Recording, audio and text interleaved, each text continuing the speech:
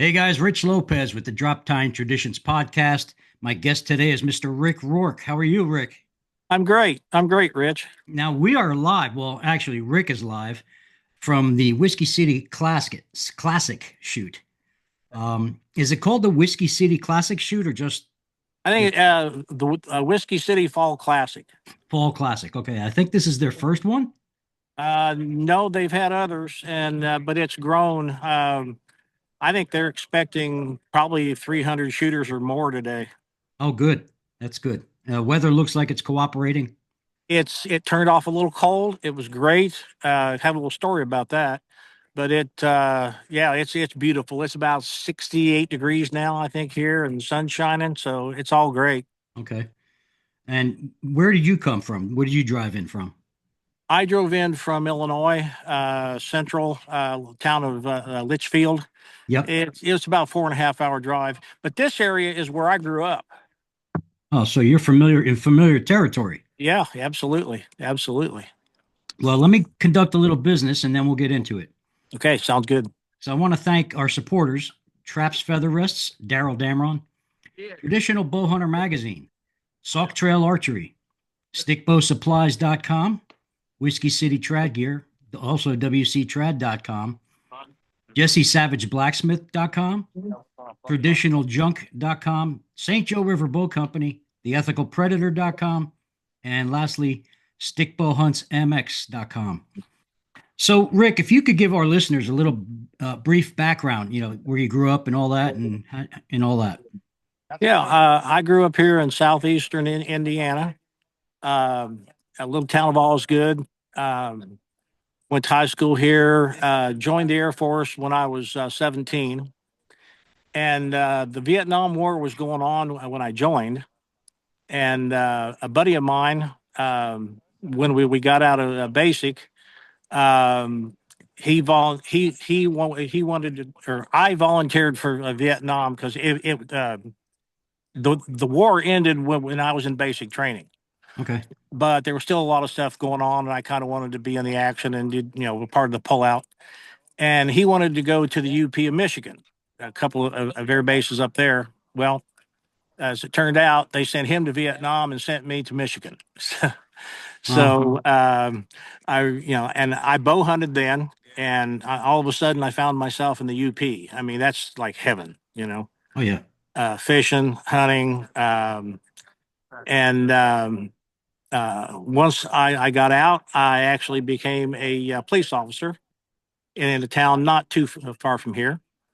And then one day just decided to change careers, and I became a funeral director.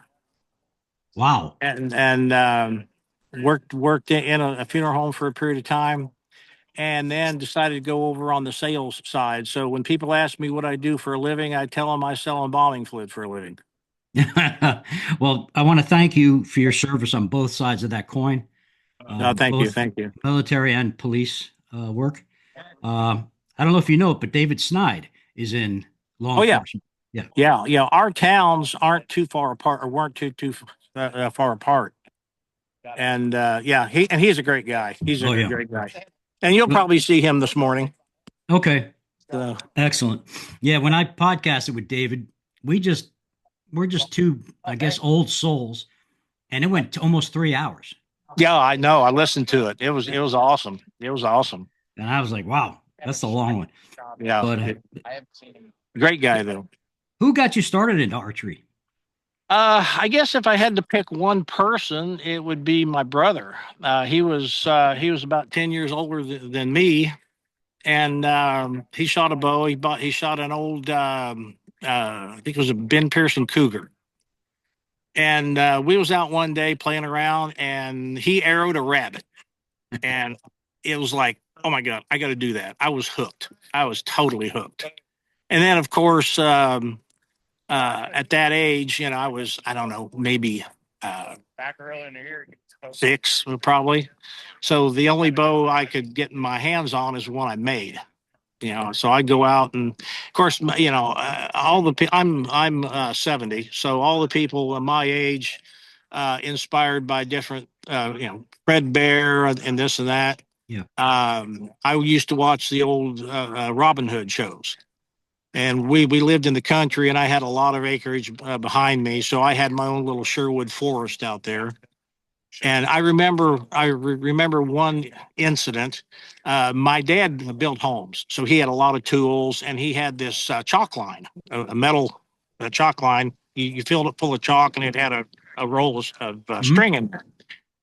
Well, I cut the little thing off the end of it that kept the string from going up inside. Pulled out enough to make a few bows with. Strung up one of my little stick bows, and I pulled it back, and I shot my little arrow, and I was just looking through a blue fog from all that chalk in there. Yeah. Of course, he knew what I did then, and so that's kind of what got me started. I started actually bow hunting then seriously when I was about 17, Yeah. That's and about the same for me. and with my brothers Ben Pearson. Okay. Now, Um, did your brother hunt? uh, not. I don't think he ever went on a deer hunt. Okay. He hunted some small game, rabbits and stuff like that. But it was about that time. I started watching all the Fred Bear stuff on TV, and I was just so inspired by him. I mean, uh, he was just an icon to me. Yeah, my first exposure to Fred was the American Sportsman on TV, ABC, Yeah, that was and it. Yeah. it was the polar bear hunt.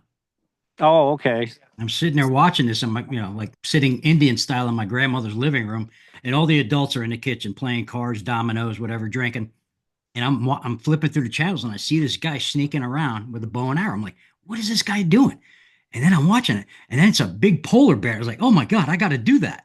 It's like because we didn't have any of that. My father shot archery, just field stuff, but nothing serious. And then I got hooked. I got hooked on that. My mom took me to all the classes and everything. And then you remember the collector Al Reeder? Yeah. Yeah, I met him when I was about 15. Oh, wow. And then he kind of took me under his wing. Oh, that's cool. That's Yeah. cool. Because my mom would get her hair done every Saturday. That was a thing in the 70s. Women got their hair done every Saturday morning. And And he had one of the biggest collections in the country, didn't he? yeah, yep, absolutely. Yeah. That collection is still intact for the most part, from what I understand. Yeah. Yeah, Wow. family can't get, I don't know what's going on with it. I really can't speak for the family, but I think they wanted to get it into the Pope and Young Museum, and that never happened. So there's thousands of bows. It's crazy. Yeah. Wow. That's cool. Speaking of Fred Bear, do you want to hear a good Fred Bear story? Absolutely. Well, when I was in the Air Force, when I was like 10 or 11, I taught myself how to fly fish. And in Indiana, we had bluegill, crappie, stuff like that, bass, but no trout, of course. And my dream was always to catch a trout on a fly rod. So now I find myself in the UP, Michigan, and hang on a second, got a crew walking by me here. Found myself up in the UP, and I decided I am gonna trout fish. So I drove to the down to the town of Grayling Mm. and to fish the fabled Au Sable. And I went into town. I set up camp outside of town, right on the river. Beautiful spot. And I knew I had to go in town and buy some flies. So first I stopped at the Fred Bear Museum because I was like that was like holy land there. And I go through it and went to town, found a little fly shop, and I'm looking at all these flies. There's a big glass case, and it's slanted so you can see in it. There must have been 100 or 200 little uh, can't talk today, petitions in it. And I'm standing there looking at all these flies, and I go, okay, what do I pick? And all of a sudden, there's a hand on the back of my shoulder, and somebody says, "What you looking for, son?" And I turn around, and it was Fred Bear. Wow. And Larger than life. yes. And I'm like, Mr. Bear, you're Mr. Bear. And I said, well, sir, I've never trout fished before, and I'm trying to find, I know you're supposed to match the hatch and all that, and I wasn't sure what I needed to do. He reaches in his vest, opens the little case, pulls out 2 flies, and hands them to me. And I took them back. Long story short, I lost them both, but not before I caught my very first trout on a fly given to me by Fred Bear. That's awesome. And That's I don't awesome. even know if the trout was legal, but I took it back. I figured the statute of limitations is up by now. I took it back to camp, and that was my supper that night. Wow, that's awesome. You I know, met Fred in 85, I believe. Yeah, 85, towards the end of his life. He had the oxygen tank with him, and yeah, there was a line around the building to meet him. He was at the old yeah. Bowhunter's discount warehouse in Pennsylvania. And he saw me. I had an armful of bows, had me come in and join him, sit down with him. And he told me about every bow. He didn't care if there were 1,000 people waiting to see him. He took the time to talk to me and others. He would do that. I've heard that. I've heard that, well, with me, he this kid, he just stops and helps me and hands me a fly. He was just that kind of a guy, Yeah. He's awesome. Awesome. Yep. So, collecting. Let's get to collecting. All right. Now, you're known for bear archery bow collecting. How did you get into that? Because of Fred? Well, yeah, a part of it. But I collect everything. But the old bears, I love them. I'll be shooting here today, this afternoon, probably an old K4 with the big static tips, brush knocks, and I just love the old bows. And if I'm standing in a tree holding a bow made in 1959 or whatever, I'm thinking, what has this bow done before this? Right. Who else has been up a tree with it? What else has it taken? And that just, to me, adds so much to these bows. I'd rather shoot an old bow than one right straight off the shelf. Yeah, I've got my 59 is in that group behind me, and I'm the second owner. I bought it with my paper route money. And Well, I think I might have one of your old bows. I don't know. Have you ever sold a bow to Tim Cardinal? oh yeah, hundreds. Okay, well, that's where I bought my 59 at, was off Tim. Okay.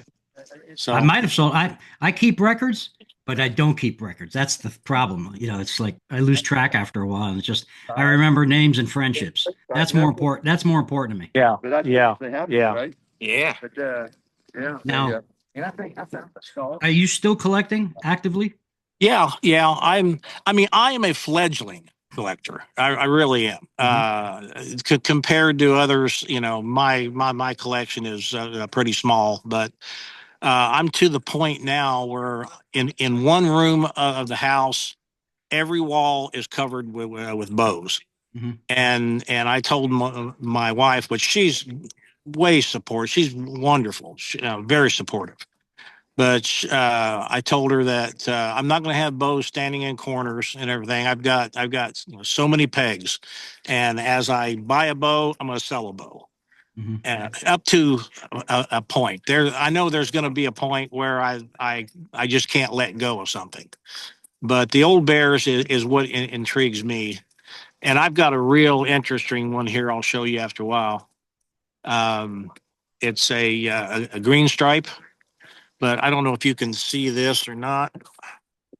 Hang on a second. It's got a great story to it. Whoops, hold on a second. I got to turn this around. Oh wow. See that? Yeah. Phenolic wedge. Huh? Phenolic wedge on the limbs. Well, I mean the name on it. Oh no. Can Pull it down you just see a it? little bit. Charlie Kroll. Yeah. I found this bow at the Tennessee Classic. Hang on, Matt. There you go. I found this bow at the Tennessee Classic last year, or no, this spring. And I walked up to it and I thought, wow, Charlie Kroll. And I think most of the older people know who Charlie Kroll is, but some, especially the younger ones don't, Sure. probably. And the guy wanted $750 for it. So I go, Just the riser? yeah, Oh, no, whole bow. oh wow. Mm-hmm. And well, they were a bunch of guys from Ohio, and a collector friend of theirs was ill, and he was going to sell off his collection. Mm-hmm. So anyway, I saw that, I bought it, I took it home, I put it on Facebook on a bear site, Mm-hmm.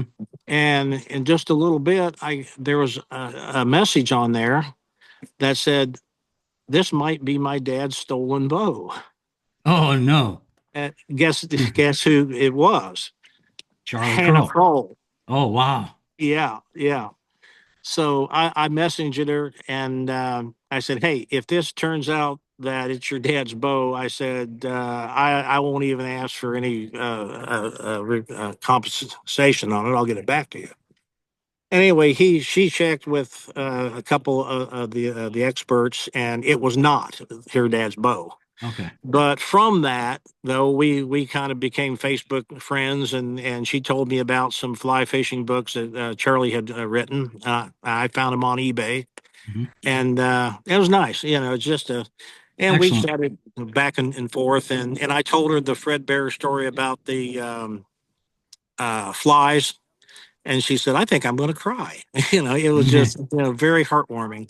Yeah. And, but yeah, that was a special bow. I am going to hunt with that this year. I'm hoping to take a deer with it.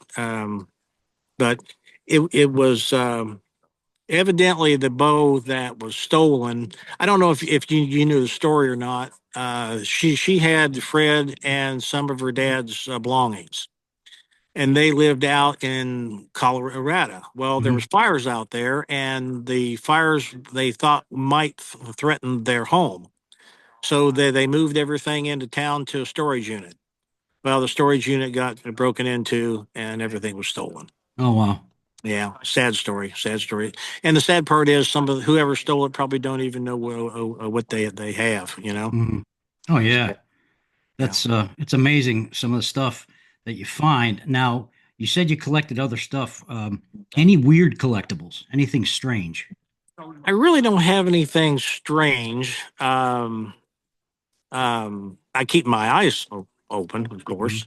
But probably the coolest bow I've got for an old bow is a um, oh Saint Charles. Thunderbird? Yeah, a Thunderbird, and it's signed by Glenn.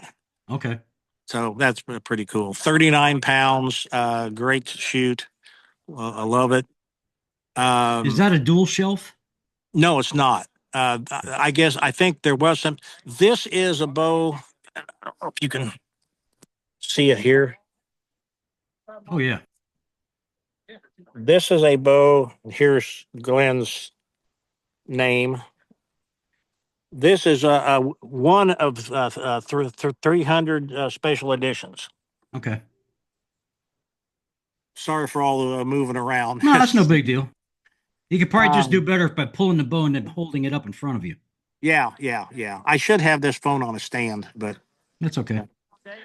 that's probably these two are probably my most prized older bows. Okay. And I know a lot of the guys, it's that could be just a common thing, but St. Charles was a hero of mine. So was Fred Bear, and to own these older bows, especially signed, it's pretty cool. Pretty cool. And this one, I think I own number 75 of a limited edition of 300 on these. Okay. So So low number. yeah. Before when Glenn was putting together little bows on the Little Delta book, I was in the printing industry at the time, and he reached out to me to do the plates, the photographic plates for the book. Oh, cool. So of course, that's a big book. Right. So I just, I don't own the printing company. I was Right. just a graphic guy there. So I had to go Right. and sheepishly, beg to my boss, hey, and he says, dude, we can't do that. We got productions to meet and all that other stuff. So sadly, it never came to fruition, but Yeah. Well, that's actually the book that got me started wanting to collect the old bows. Okay. I had a caribou hunt lined up in Ontario with Jack Hume Outfitters. I don't know if you Oh yeah, remember. Jack Hume, sure. Yeah. And I had to fly to Denver, I think, to speak at I do a lot of continuing education seminars. And my company said, "Hey, we need to put somebody out here doing seminars." So they picked the one guy who has a speech impediment. I do stutter, so as you can probably tell. Um, anyway, I took that book. I bought that book and I took it. I read it on the plane, and I'm just enthralled. And I'm sitting here thinking, wouldn't it be so cool to actually hunt with these old bows? Not even thinking that any of them still existed. And then about, I don't know, 3 years ago or four, I started seeing them around. And I go, oh my God, I got to buy one. And after that, it's like, Buy okay, I got another. another one. I got to have another one. I got to have Right. another one. Yeah, yeah. And it's hard for me, honestly, it is hard for me to pass up an old bear bow. Yeah. If they're priced right. I got to own them.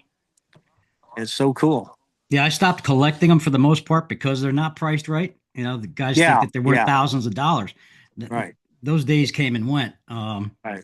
So And like there's a you, lot of nice old bows out there that like on eBay, but these people think they've got a gold mine, yeah, and they're asking $500 for a bow that should sell for 200. right. I get it. I know. I guess what it is that the old adage, there's a sucker born every day. Right, right, So, right. I mean, well, and I'm not getting any younger. So for me, I don't want to burden my family with a lot of bows. As you can see, that's just a Right. small smidgen. I have Oh two yeah, I can spare imagine. bedrooms. My grandkids' bedrooms are full of bows. Yeah, So, yeah. but they like playing with them when they come over. So, of all the bows that you've collected, I would say, is that St. Charles your favorite? It is probably my favorite one of the older bows. I do have a favorite that I picked up last June, and it's not an old bow, but and I think you might know where I'm headed with this one. Um, I was a Bighorn fan too, big G Fred fan. I was just As, ready to get into that question. yeah, as a matter of fact, Teresa's here now at this thing. Anyway, I bought I found an Asbel era Bighorn takedown curved limb beds. And then this St. Charles bow came along and a couple of other bows about that same time. And that's before I realized how understanding my wife was. So the only regret I ever have of selling a bow is I sold that Bighorn, and I sold it to Daryl Damron. Okay. And Good person to sell to. yeah, yeah. Have you ever been to his house? No, not yet. Okay, I got to go down in the basement in the inner sanctum because I did not want to ship that bow. And I travel in my job, and the town he lives in was one of the towns I go to. And I said, I'll tell you what, I'll just kind of move this trip up, and I'll bring it to you. And I did, and man, it was a nice, the broadheads and the big horns and stuff was pretty cool. Isn't he a neat freak? Yeah, yeah, yeah, Oh my yeah. God, his He stuff is. is impeccable. It is impeccable. It is displayed like a museum. Yeah. And so I handed him over my bighorn, and he handed me the money and two traps, feather rests. Wow. So I don't know if you can. There we go. But yeah, he's nice. He's just such a great guy. And but anyway, because of that, um, I was always on the Bighorn site on Facebook and stuff. And all of a sudden, I discovered this guy by the name of Brandon Stahl. And Buddy of mine. Yeah. I go, who's Brandon Stahl, and what is this bow? And he posted a bow on there, and it wasn't on there 5 minutes, and it was gone, sold. Well, do you know And anything about the bows he made years ago? I knew he did, but I don't know the skinny on it. Yeah, um he had his own line of bows, Panther, Wildcat, other stuff. But then he started making replicas. But his version of the Bear takedown didn't have the latch system, but it was a limb bed with bolt on, and it was just beautiful, using crazy exotic woods and whatnot. Then he had, I think he got into a CNC machine. That's how these started. Okay. So he was able to replicate whatever you could think of. He could replicate it. Yeah. And then he started making these other bows that had finger groove joints in it and stuff, and Right. they were phenomenal. But you know, he's got to feed his family. He was a young guy back then. He's still a young guy. He was in his I think early 30s at the time, and he How old is he now?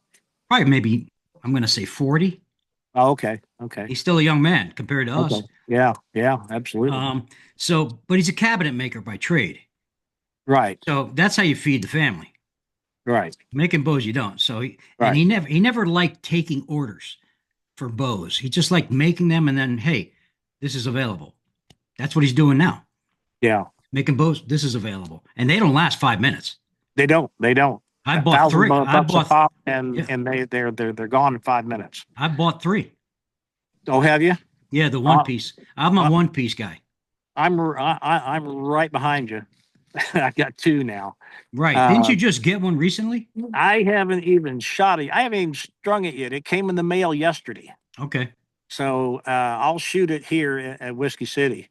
But yeah, let's see if I can. I'm going to flip this. Here is the first one I bought. Oh yeah. That one I'm familiar with. And then this is his takedown. Oh yeah, that's gorgeous. And it's got red maple veneers on them. Yeah. I wish G Fred was still around to see this. Yeah, yeah. It is but this one oops, I'm sorry. This is gonna look so weird on YouTube. Um I saw the first one. I was sitting on my couch on my birthday, and early in the morning, and I opened up Facebook. I went to the Bighorn page, and he had just posted it.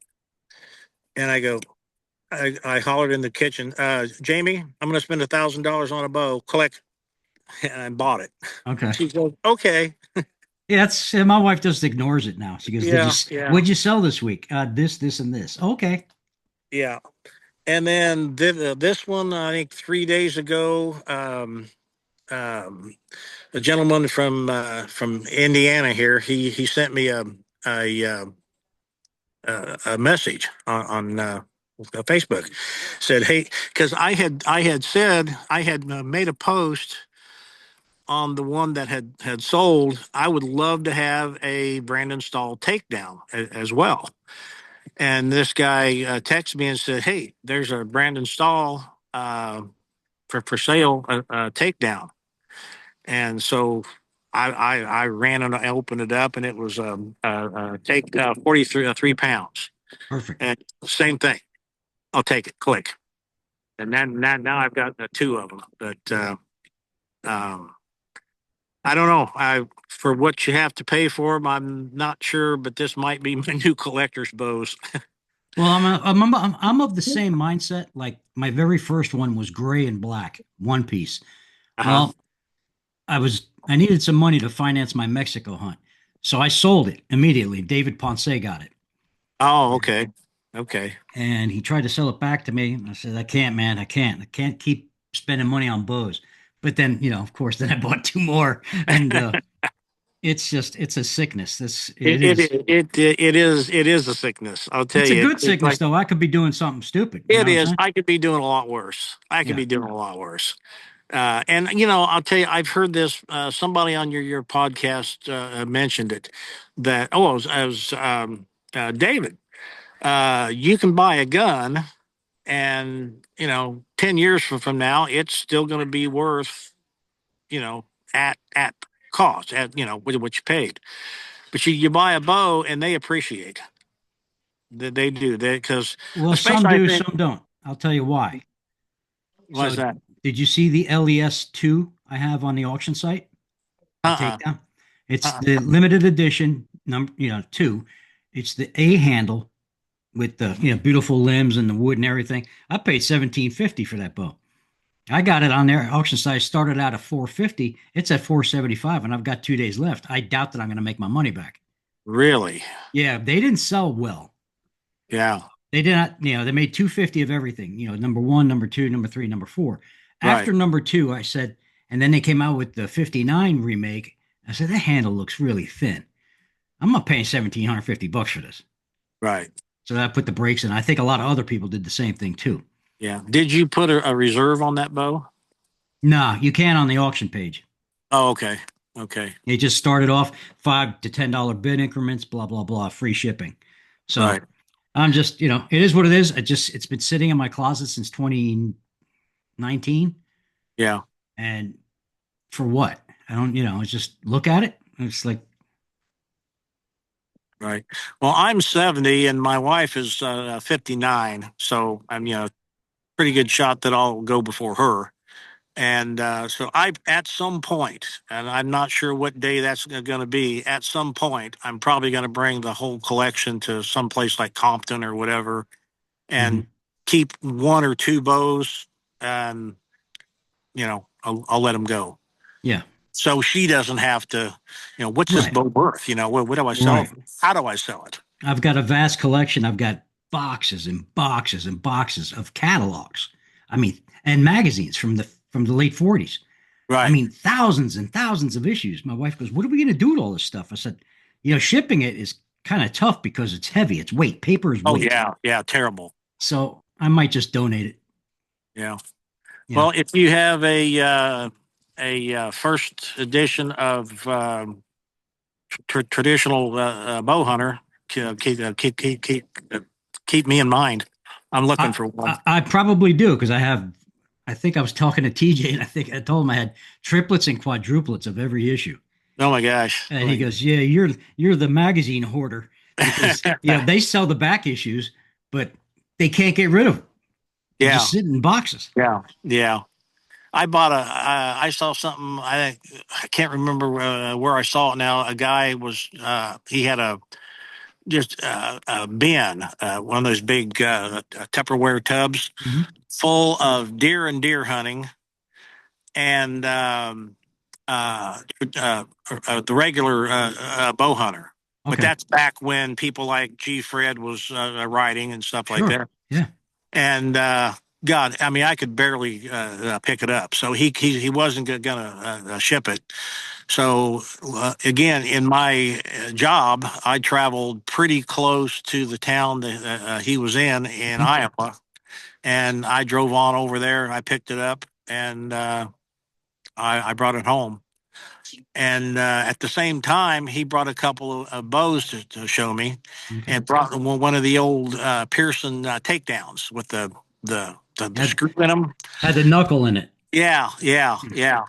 And I'd never seen one. I go, well, how much you want for that?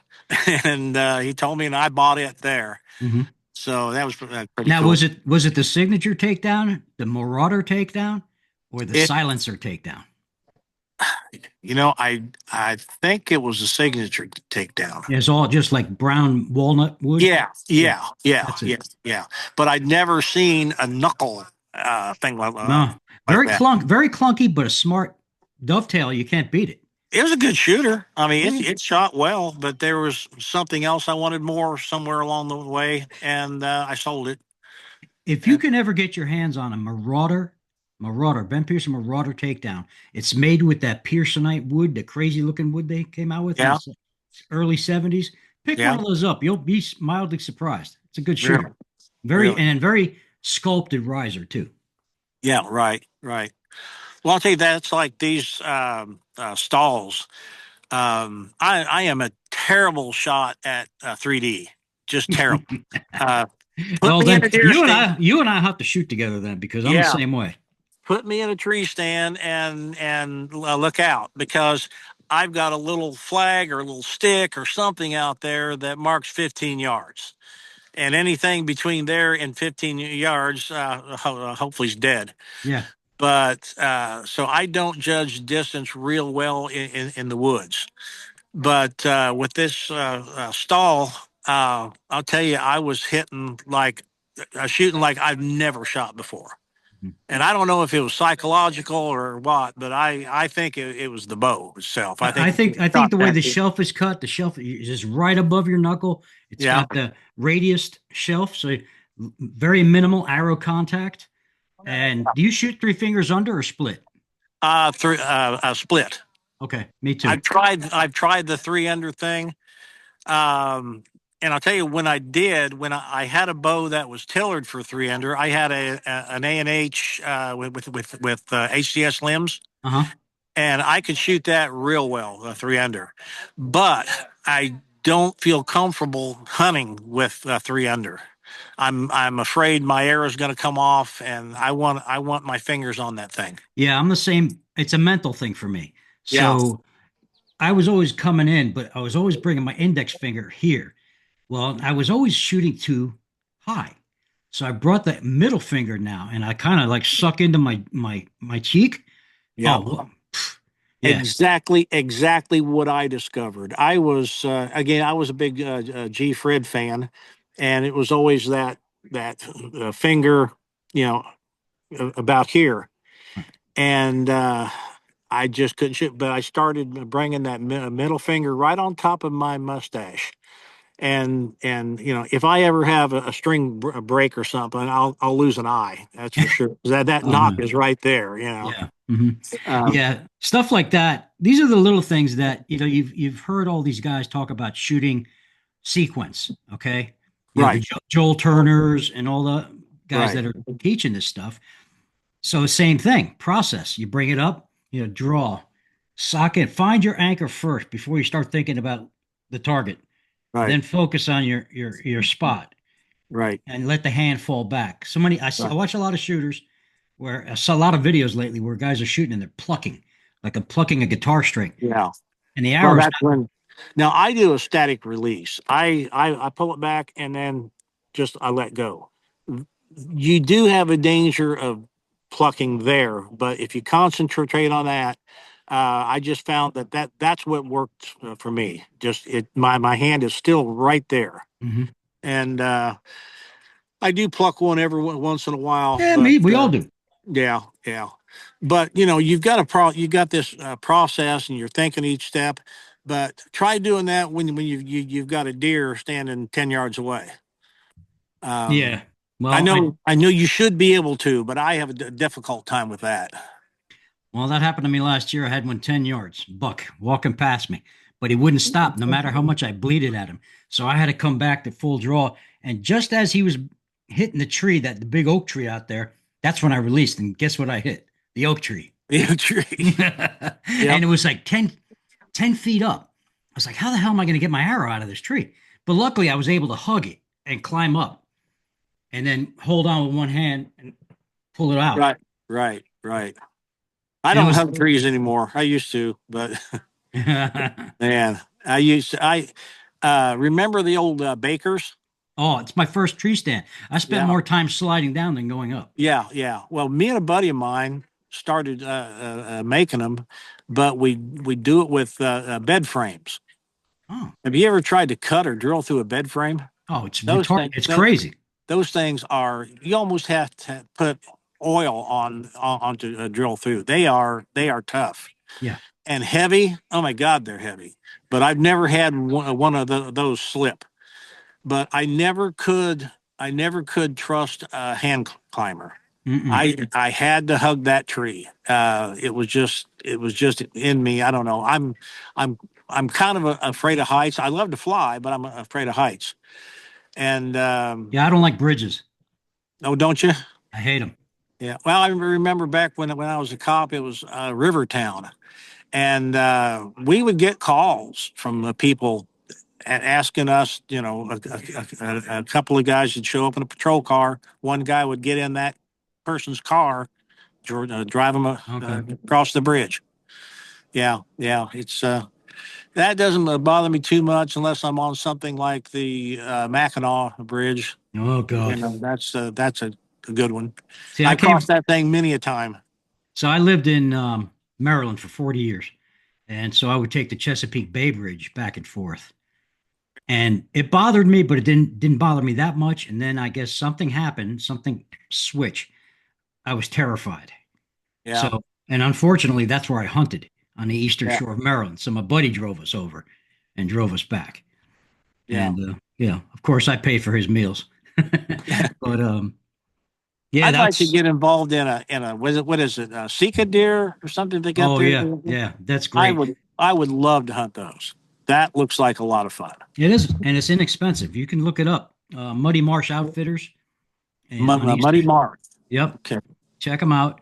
Um, Lots of information online. I've never hunted a Sika deer in my life, but I've eaten them. They're Yeah. very, Good. very better than whitetail. Are they? Are they? Kind of a sweet meat. They live in a swamp, so they eat a lot of grass, and they're relatively clean animals. They're beautiful animals, and Yeah. they do bugle like an elk. Yeah. That's what would intrigue me. The- I'm. I think I'm past my. I would love to hunt elk, but I think I'm past my days of climbing a mountain. well, that Rick, that's physically, it's a very demanding hunt. I mean, I say to my wife all the time, "Oh man, I'd like to do this. I'd like to do that," and she's like, "Well, you better get to the gym." Yeah. So I just continue Absolutely. to sit in front of the TV. Right. It Right. is what it is. I mean, I'm lucky to be doing what I'm doing.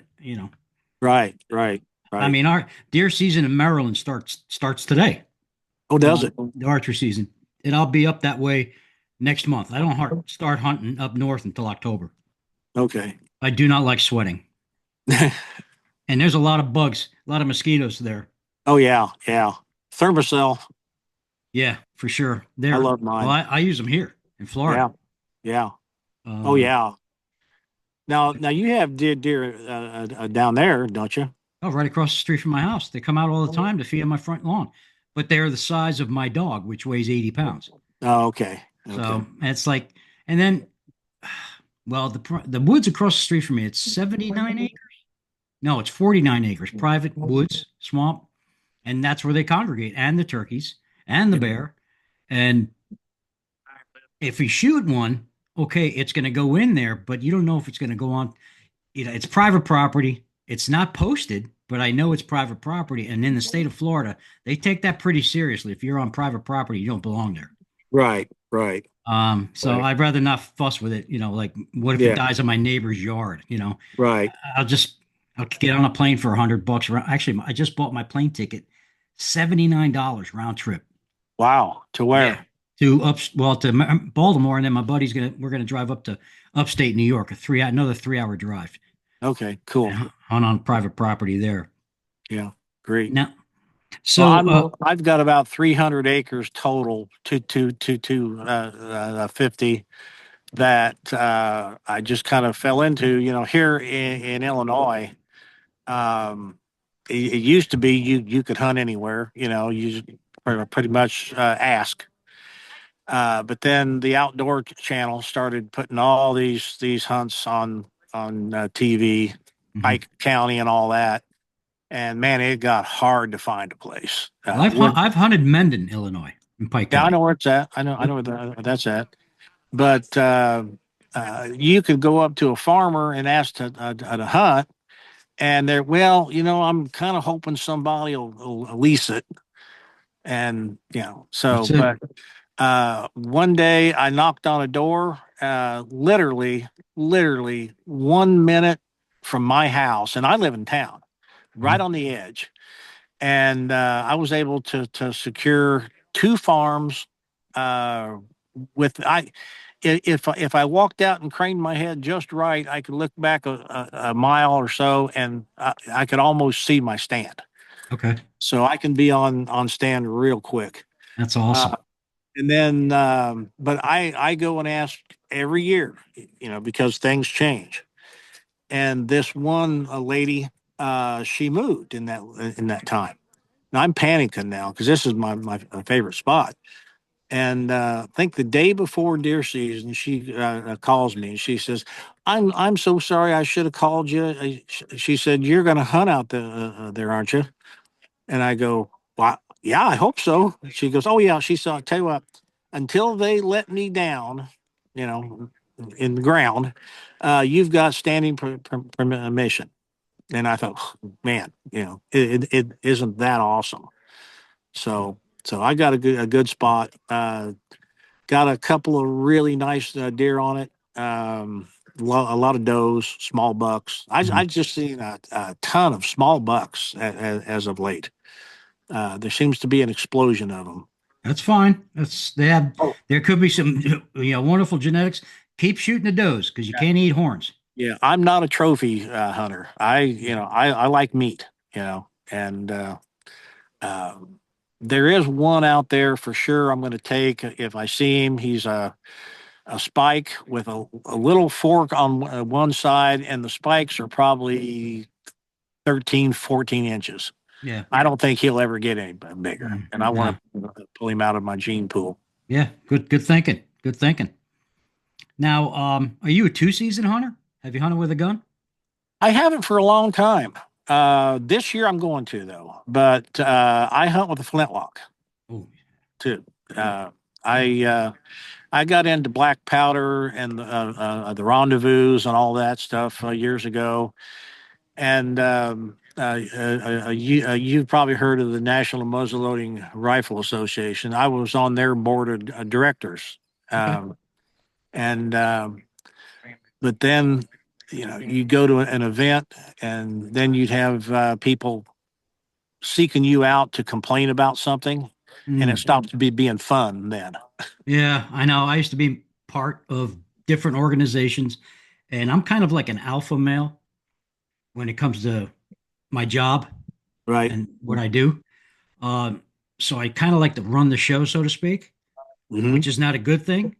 Yeah. That's a weakness of mine, if you will. Yeah. Trying to do it all instead of delegating. Right. Right. So I'm guilty of that myself. yeah, so I don't get involved in any organizations anymore other than supporting. That's it. Yeah, that's what I do is I support UBI, great organization here in Illinois, and there's going to be a bunch of them from Illinois make a drive from even the Chicago area to come here. We try to support other clubs, and Yeah. Mike Roberts told me he'll be there tonight. tonight.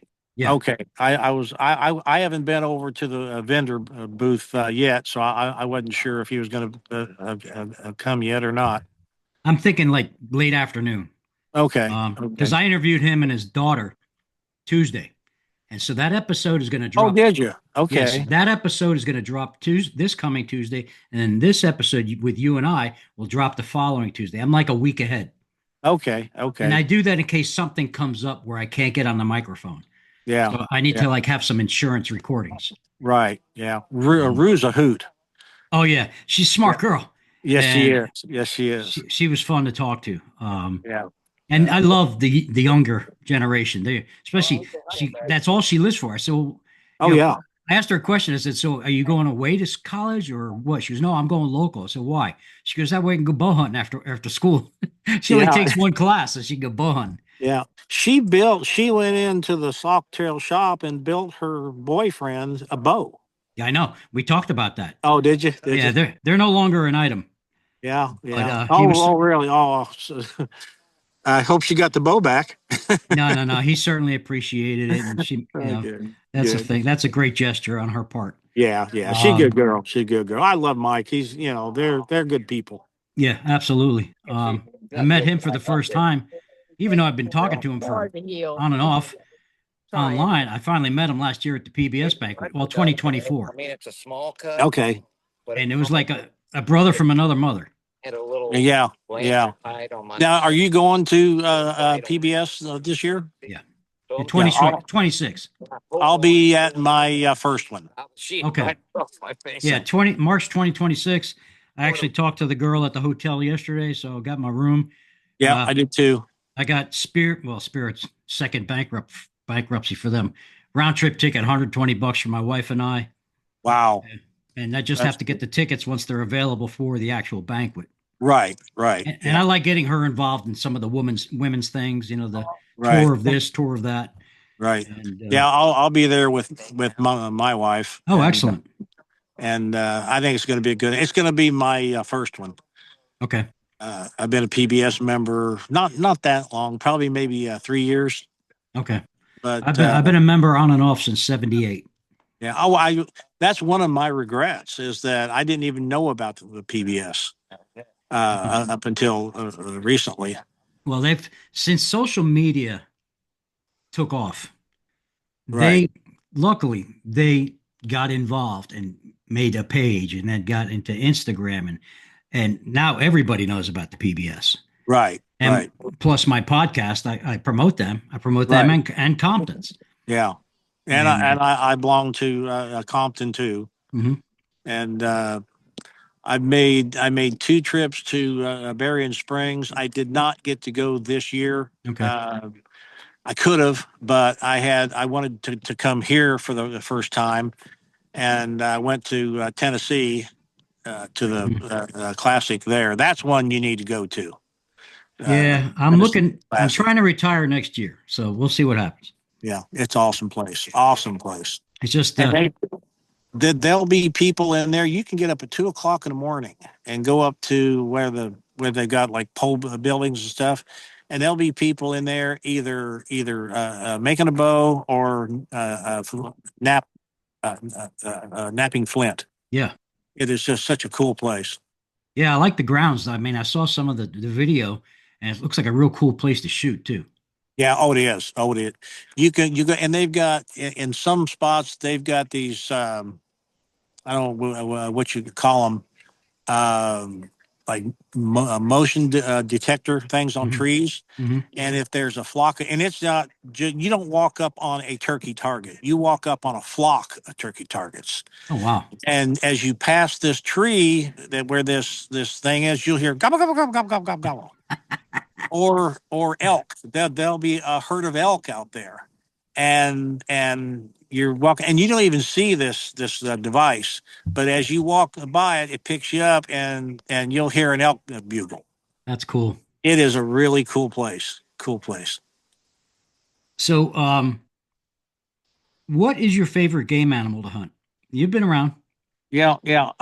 It has to be whitetail. Mm-hmm. And I hear that so much on your podcast. Yeah. It has to be whitetail. I love them. I just love them. Yeah. There's just nothing as challenging, I don't think. Hold on one second. Yeah. Look at all that. Oh, yeah. Those just shed antlers. Wow. Oh, man.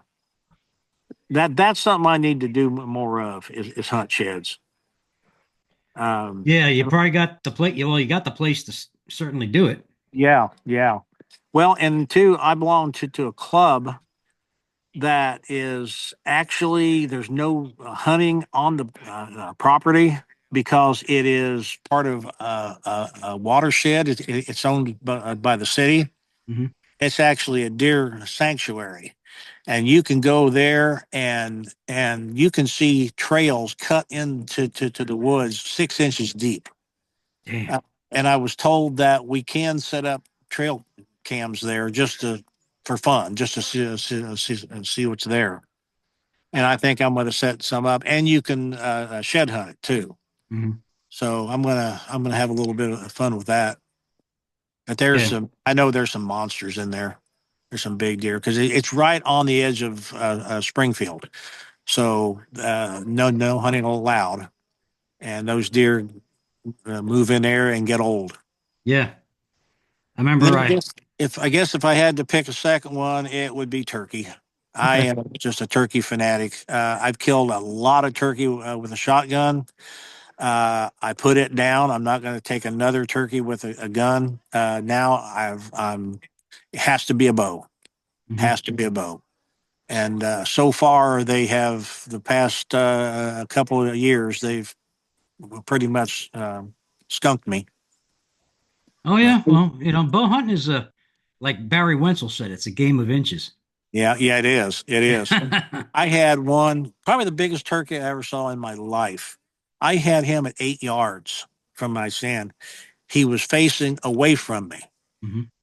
tail fanned, breast to breast with a decoy. And when they're facing away, you shoot them in the little pink target that God gave them, Yep. and pulled back and just the loudest wang noise, and I hit the bow tip up on top of my blind. Yeah. And I had seen a a Kenyu from Mike Roberts, 52-inch. Mm-hmm. When I got out of my stand, I drove home, called Mike, and ordered that 52-inch Kenyu because I think I was shooting a 58-inch bow. Right. And I said, nope, this is my turkey bow.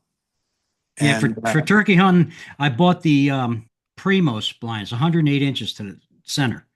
I've got one now. Yeah. And I shot a I could 56 actually inch. stand up. Yeah. Yeah.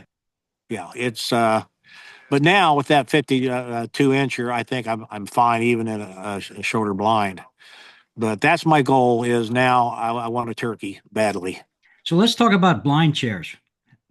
I found Oh, some. I bought the Hunt More, uh-huh. and that's fine. But if you leave it in the blind, and the cold and the hot affect the Mhm. metal, it squeaks like crazy. Okay. So We have a Shields store. I don't know if you're familiar. mhm. And I went up there to buy a hunting chair, and they had several of them up there, Muddy and a few others, but they had a Shields one, and all the others were made of aluminum, and the Shields chair was steel. Mhm. And I go, wow, this is for the same amount of money. I'm thinking, gosh, this is sturdy, and I tried it. It felt good. Then I started carrying it out a half a mile to where I set up. It stopped being fun then. That thing was heavy. I think I paid 169 for it, and the other day I put it on marketplace for 45 and sold it.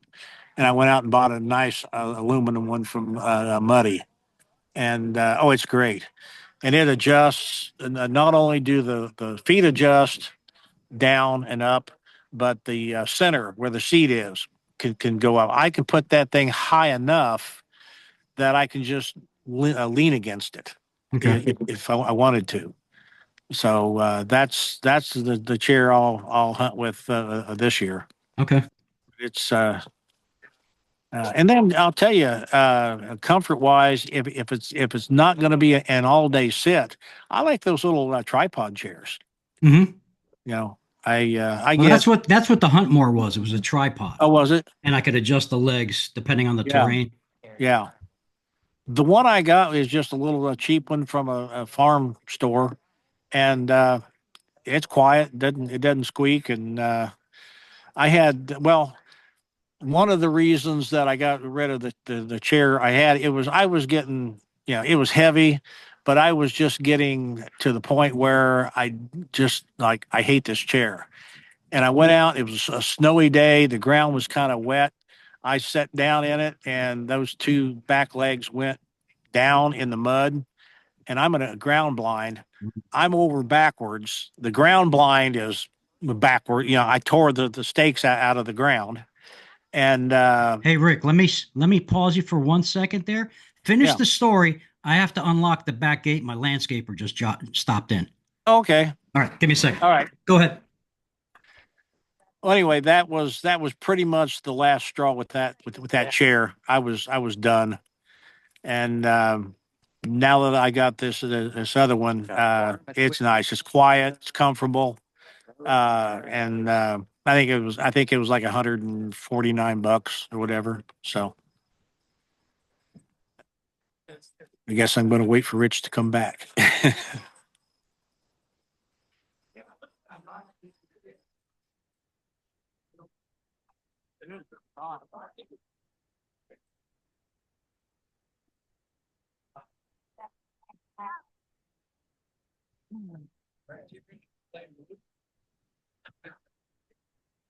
Show everybody a little bit of the Whiskey City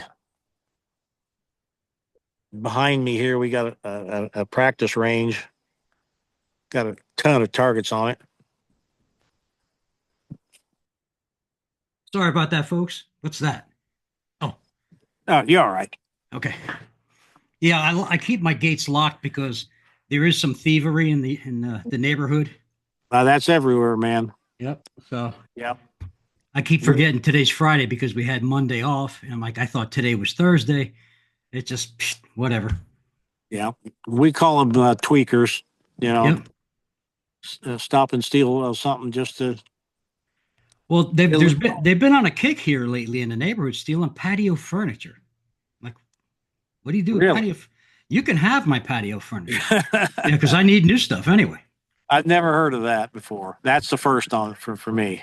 There's a lot of firsts for everything here in Florida. Yeah, I'll bet there is. I'll bet there is. And that's where everybody is moving to. Florida, Tennessee. If I was going to do it all over again, Rick, I would go to Tennessee or Kentucky. Yeah. Yeah. They're great states. We fell in love with them because we did the road trip for the PBS banquet. So we went through 7 states, big loop, Florida, Georgia, South Carolina, North Carolina, then cut over. Yeah. And then Kentucky, Tennessee, or Tennessee, Kentucky, and then down through Alabama, and then back through. It was fun. But this time we're flying to Indy. Yeah. Well, the people in those states are just different. They're just, and same in Indiana, just really good people. And Illinois, with the exception of, Chicago. Right. Yeah. Don't move to Illinois. My family is in Kenosha, Wisconsin. So we go to Okay. Chicago quite a bit. Yeah. It's a different place. And I worked it for a while, and finally I told my company, you got to get me out of Chicago. Give it to anybody, but not me. Right. It just the traffic and just everything that's happening up there. Try to stay away from it. But I know, like Mike and those, they live up near it anywhere, anyway, and they've got some pretty good hunting. You get just outside of the city, and it gets country pretty fast. And Yeah, I've hunted in Racine quite a bit. I love it there. Okay. I wish I could get some, and I think I can. I live in a small town, probably 7,500, and we have a lake there, and it's a lot of city property, Mhm. and you can hunt that, but it's like a draw thing, Mhm. But there's some places like where the city shed is and things like that, where there's 5 acres woods. I know there's a deer in there, and they're coming out and they're eating people's flowers and gardens. You don't And need a lot of acreage. Yeah, I'm going to work on trying to see if I can hunt some of those small spots actually in town. Okay. Because I can see deer tracks in my driveway, so I know they're there. Yeah. And that's where sometimes you're going to find a big sleeper buck too, because he gets in there and he's not threatened, and Oh yeah. it'd be awesome. So, what's your favorite method of hunting? Ground blind or tree stand or stalk, spot and stalk? I've done it all. That my very first bow hunt was a spot and stalk, and I ended up doing a belly crawl on a doe, and actually not knowing what the heck I'm doing. I had my brother's been Pearson bow, a bunch of mismatched arrows, and some old bodkin points, and had a few opportunities, but didn't connect. But this one doe, I creeped up on her. She'd put her head down to eat, pick it up and look around. And I'm laying on the ground, just trying to get close enough. And when I finally did raise up, I shot. She ducked. I shot over her. But I was carrying one of these black. I don't know if it was my Carter or what it was. Black handled buck knives. Not a folder. And this is back when I was 21. And I paid, I think back that time, I think I paid 20 bucks for that knife, which back then, A lot of money. That was a lot of money. And I was very limited on the amount of broadheads I had. So I took that knife out and I'm digging that broadhead out of the tree and digging and digging and digging. I finally got it out and I'm so proud of myself. I stuck my knife in the tree, sat down to reflect on the hunt, got up and walked away and left that knife. It's probably still sticking in that tree. I didn't realize it until the next day, but this was on an army base and munitions base, and so I couldn't just go back in and get it. So I spent 20 bucks to fish out a Broadhead, a $4, a $2 broadhead. $2 head. Yeah. Yeah. Now, what's your favorite rig? What's going to be your go-to rig to hunt this year? This year, I think I'm going to start out probably with my Brandon Stall, a one piece. For sure, though, I'm going to switch it up a little. I'd be a better shot. I'd be a better hunter if I would stick with just one bow, but it's hard, for me. But for sure, on October 31st, I'm going to be out there with my 1959 Alaskan, Okay. the Halloween bow. Oh yeah. How cool would it be to take a deer on Halloween with a Halloween bow and wearing a mask? Yeah, and wearing a mask. I did kill a face paint. I did kill a spike on Halloween, wearing an actual rubber mask of an old woman. I like the sea hag. Really? Remember the old sea hag from Popeye? Yeah. That's what that mask was. Yeah, I did kill one on 2 years ago on the 30th. I killed it with a Java Man bow I had. Yeah. And I bought it from gosh, what's his name? I'm missing it. Greg Coffee? Yeah, Greg. Yeah. It was his bow. It was his personal bow. Oh. It started out as a takedown. He didn't like it as a takedown. He glued it back together. And then he decided to build a new bow for himself. And I went ahead and bought it. And took a nice little buck with it.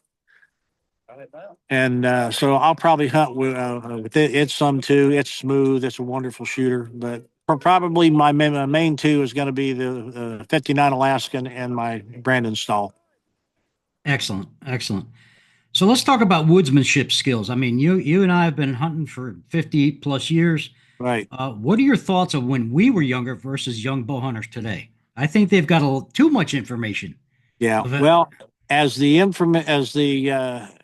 sure you've heard the term.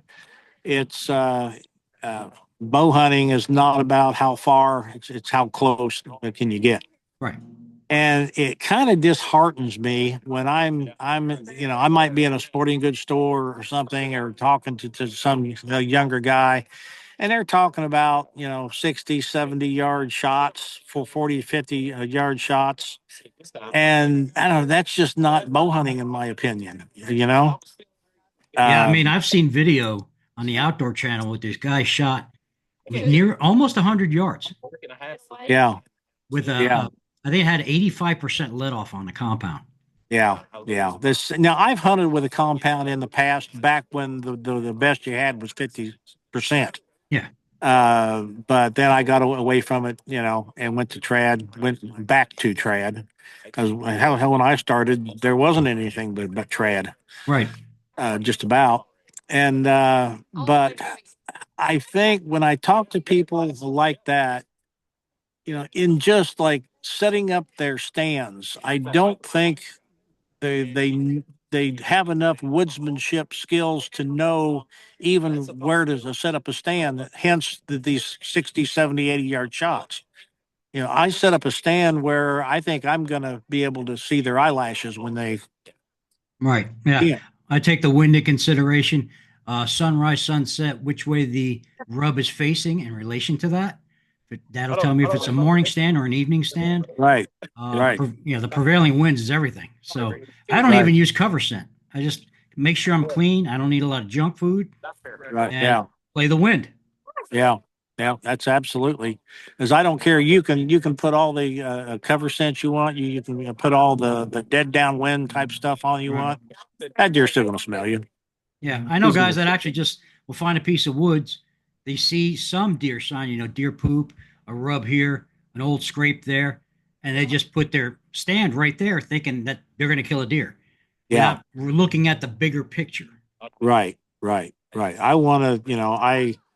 I usually hunt the food. I this year it's going to be on both farms. It's going to be corn. Mhm. I love it when it's corn. When it's beans, the hunting is fine early, but then once the beans are out, they have gotten so good with this equipment that there's very little left in a bean field when they pick those beans, Yeah, and it might be good for a week, and then that's it. yeah, A cornfield, there's a ton of corn left out there. yeah. They're the sloppy pickers. Yeah, Uh, and when even when they come back and they plow it, there's still corn sticking up, mhm. and those deer will be out there for a long time after that. But yeah, when it's then if it's if I can't hunt the feed, then I'm going to hunt. Again, I got two farms. There's fence rows that connect them, and a creek. Mhm. And so I'll set there, the travel pass from bedding to more bedding, I guess, Yeah, right. and still have an opportunity. Yeah. Uh, My But what- favorite's the funnel, the transition zone from one area to another, the thin strip between two bedding areas. yeah, And I like hunting the does. You hunt the does, the bucks will come. right. And I've got I don't see as many does as I knows out there. Um, I think I think some of the does on one farm, I don't think they travel as much to the other farm. I think they just kind of stay put close. Mhm. And but I can go to either farm, so I know I've probably got to have 15 or 20 does out there.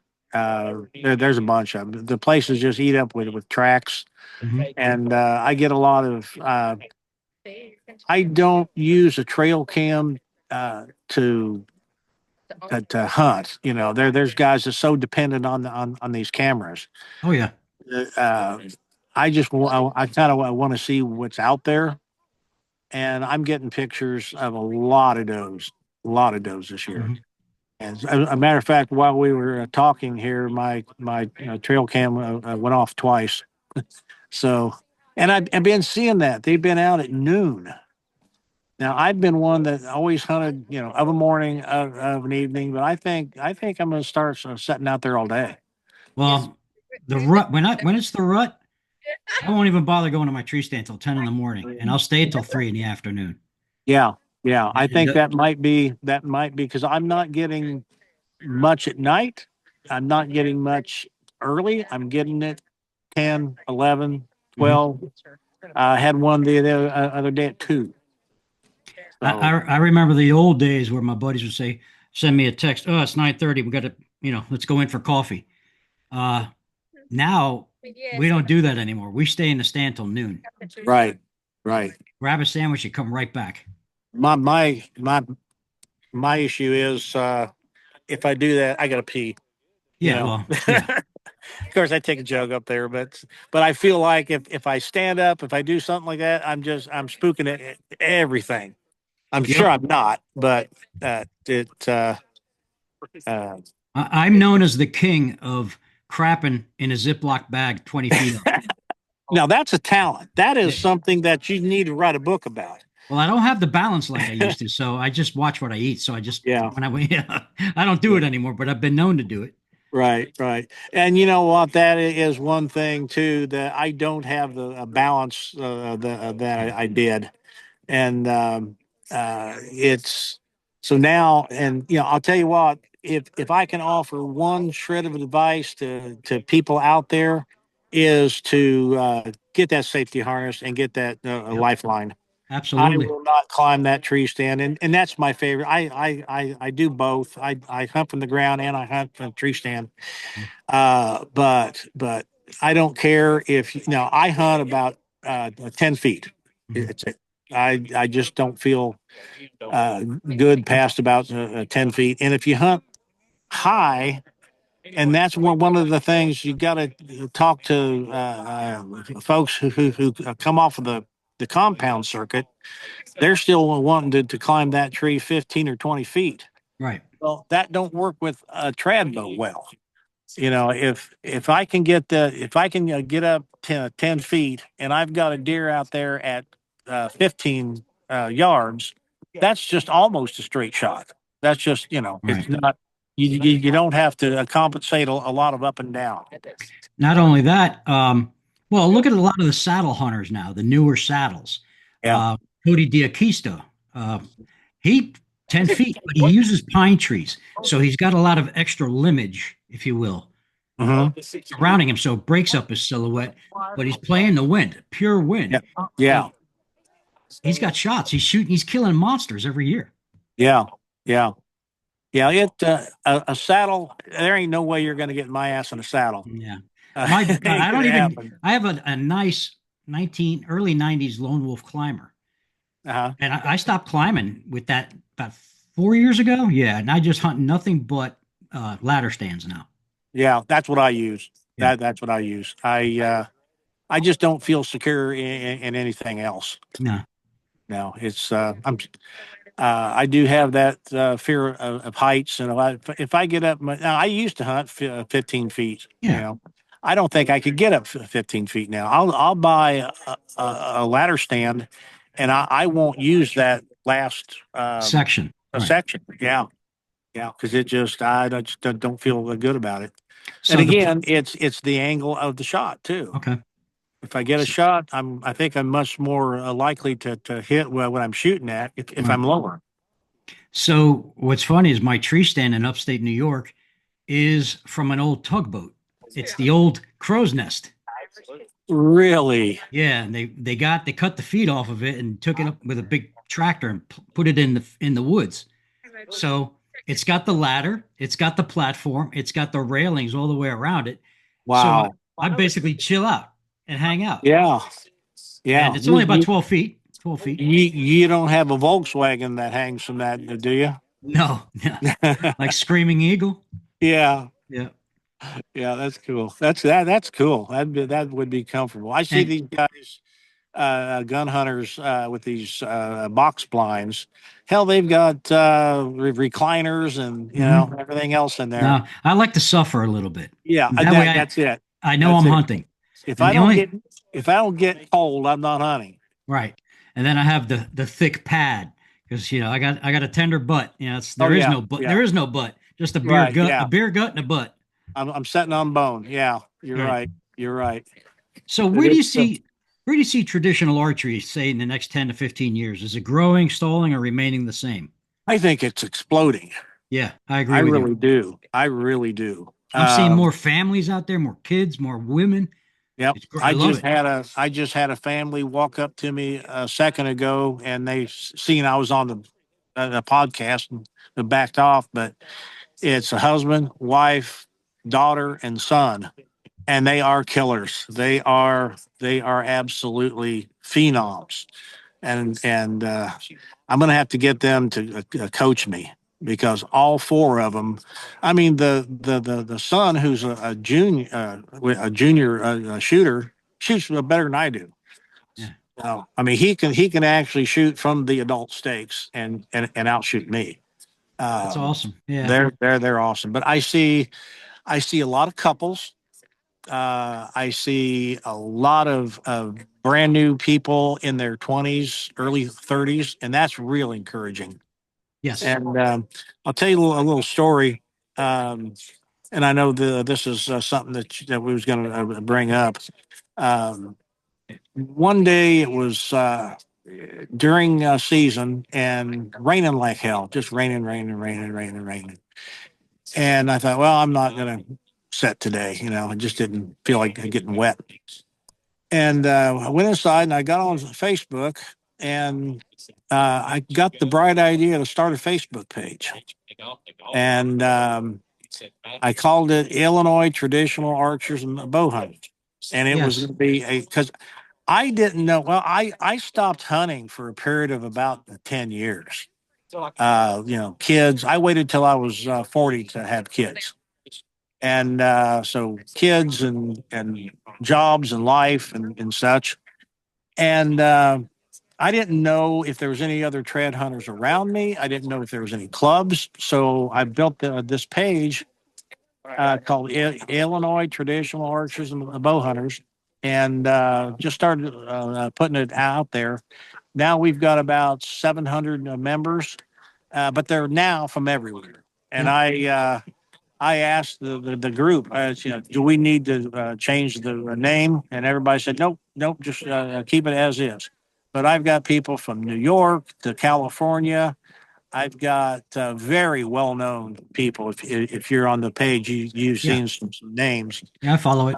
But I build it in order to find out who was around me, and then when as we started getting more people connecting to clubs, and we started posting this club has a shoot, that club has a shoot, and we started meeting all these people that had been on the page but didn't know about this club or the shoot until they saw it.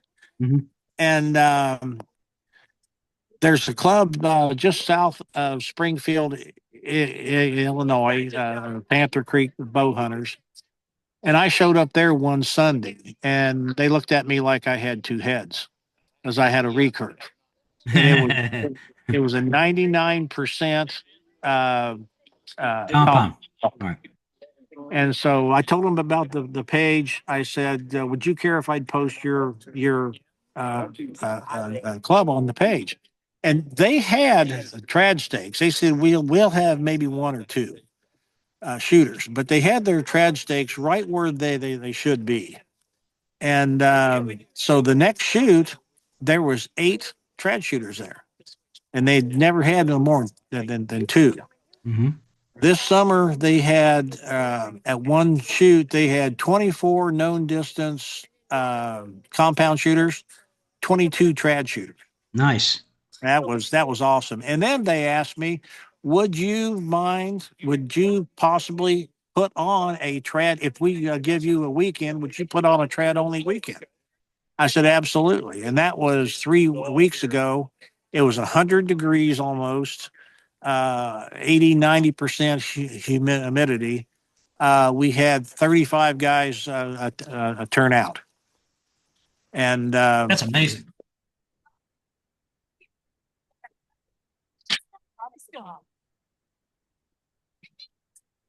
We had 35 shooters, and even as hot as it was, that they turned out. And then my wife was there, and she went out as soon as shoot was over. She got on Amazon and bought 4 fans, 4 battery operated fans, because she was going to have her first camping experience here with me at Whiskey City. And she bought all these fans, and last night we ended up with a buddy heater in the tent. Mm-hmm. It turned cold. I think it was like 49 last night. Yeah, it sounds like your wife and my wife are going to get along, because my wife she's the gadget guru. Like, we go to football games to watch my grandson play, and football season is in here in Florida, and it's hot out. So she's there. She's got a hand fan, battery powered, a rechargeable one that she wears around her neck. And it's funny. I saw something a while ago that, man, I'd never seen one before. It was a chair. They said they bought it from Sam's, and it was made like almost like a sling, like a hammock chair, if you could imagine that. Okay. That thing looks comfortable. I think I'm going to buy one of those for camp. So I've got this hat I want to buy. It's a big sombrero, a big sun hat. It's straw and it's got two fans built into the brim. Oh, cool. So it That would, blows on you. So yeah, that'd be cool. Did you use that in Mexico? no, no. Actually, it was cold in Mexico. Oh, was it? Yeah, we got up. It was 34 degrees in the morning and it got no higher than 65 When did you go? February. Okay, is that the time to Well, that's the time they tell us you don't want to you don't want to get into May as things start heating up. Yeah, Then the snakes start coming out. yeah, yeah. I know That was my next question. If you go that time of year, is there still snakes out? possibility, but you're in a blind. You're up off the ground a little bit. Um, I wear gaiters, um, and the guy I never venture, if you will. The guy drops me off, and I stand in the road when he comes to pick me up. So there's nothing going to Okay. bother me. Now, if you wanted to, can you spot and stalk there? Yeah, they told me that's up to you. It's you are in the natural environment, and Yeah, I know how to handle myself when it comes to stuff like that. right. Just stay away from it. You see it, stay away from it. Don't Yeah. be crawling around. There's a lot of high grass, Right, right. um, which I just let them come. Just let them come. I'm going back at the end of February, so one of my original guys is coming with, and then another guy with his son will be there. Yeah. And I Well, did. I talked to him, and it's probably going to be too late this coming year. 26. Mhm. I'm going to try to book, and I'm going to use my page and stuff too to try to get to a group together Yeah. and do an MX hunt, stick bow MX. Yeah, it's inexpensive. The only real I thought was expensive was the airfare. It was like $800. Oh, really? Yeah, That's because crazy. there's only one flight or two flights that go into Durango, Mexico. So Oh, okay. I leave Orlando, fly to Dallas. The connector flight then goes from Dallas to down to Durango, Mexico. But it's only a very narrow window of time.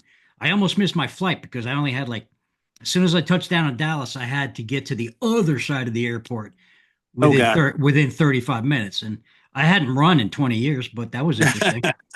That's a Uh, big airport too. yeah. And I got to the gate just as it was boarding. I was like, thank you. Yeah. Wow. So Yeah, I think I'm going to do that hunt. I heard your experiences on there, and I think that'd be nice. And I think being able to go out, come back to just about 5-star accommodations oh would my be God. nice. I'm writing the article as we speak for Traditional Bowhunter magazine.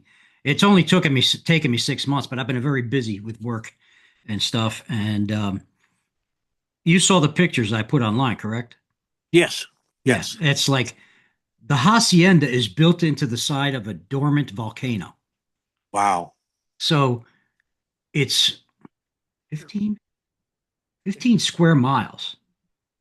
What Jeez. it is, yeah. And you're at 6,000 feet sea level. So the only thing you're going to combat is bloody nose because it's so dry and you're Yeah, at that's such a high elevation. I'd heard you say that. Yeah, so I'm bringing saline and Vaseline with me. Yeah. So keep my nose moist and we'll be good. Yeah. Very good. Very good. The food was insane. The two ladies cooking, they were making these. We shot javelina. Hey, can you cook it? No problem. So I remember you saying something about they needed maybe a little bit more schooling or something on handling the game. yeah, yeah. The guy, super cool dude, Danny. I don't think he knows how to butcher or how to quarter. Yeah. So my buddy Kelly bought him a processing kit, and it came with Ah. a video and everything. So hopefully he'll be. Yeah, when it's hot out in the afternoon and you got this thing hanging up in a tree, you want to process it quickly. Oh, yeah. because, Yeah. Yeah. even 65, 70 degrees in that dry arid is not good. Yeah. It's, I don't think I saw a bug when I was there. Not at all. I think I saw one mouse Wow. and that was it. But I mean, it's And a leather- donkey. Yeah. Yeah. And a Well, donkey. I talked to the landowner, Bildo, And I think he led on that donkey is no longer in existence. Yeah, I heard that. I heard that. So They put a hit on him. yeah. Sorry for all the in and out. You wouldn't believe how many people have walked up here thinking they just hit the gold mine with these bows in front of me. Oh, I know. I get it. Yeah, yeah. Like oh, look at that. These are for sale. And now I got a little bitty sign down there that says podcast in progress. So you see that. That's cool. That's Yeah. cool. Well, Rick, I'm going to have to cut us loose here because I have to hit the office, so to speak. Oh, okay, okay. Well, I'm sorry you didn't get a chance to That's walk quite all right. around. We got an hour and 30 minutes in. That's awesome. Really? Wow, Yeah. that didn't seem that long. We could go longer, trust me, because we got Yeah, a lot in yeah. common. Yeah. But from the Droptine Traditions Podcast, Rick, I want to thank you so much for coming on. This was fun. Yeah, it was. It was. I enjoyed it. I Enjoyed the really heck out of enjoyed it. it. So I will promote this starting next week, but it will drop next Tuesday. Not this coming Tuesday, but the following Tuesday. Okay, it sounds good. And I will see you in Indianapolis in March. Yes, sir. Yeah. Take care. Sounds good. Have Bye a bye. good day. Bye-bye. Oh, and people, by the way, take care of each other, love each other, respect each other. Have a great day.